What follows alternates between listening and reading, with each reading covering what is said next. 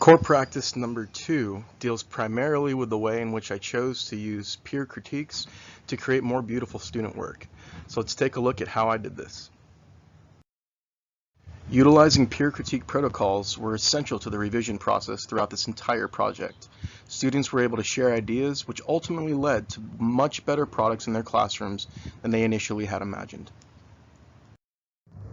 The critique process can often be very daunting for students, but utilizing the peer critique protocols provided structure for meaningful feedback for all students that were involved.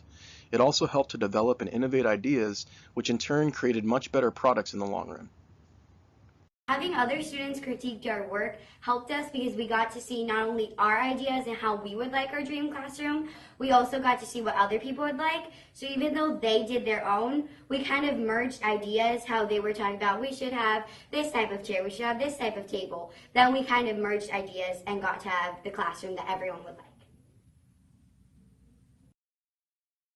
All right, so having the time for other students to critique your work will make a better end product, because you're getting a different perspective on what you're doing, and just getting feedback is useful and beneficial. There's nothing that goes against it. So, yeah. I think it was very helpful for students to critique my classroom because it gave me other people's opinions about what my classroom would be like, and it just helped my classroom become a little better. What I've provided here is a bunch of resources that you can use to introduce the idea of the critique protocol for your students.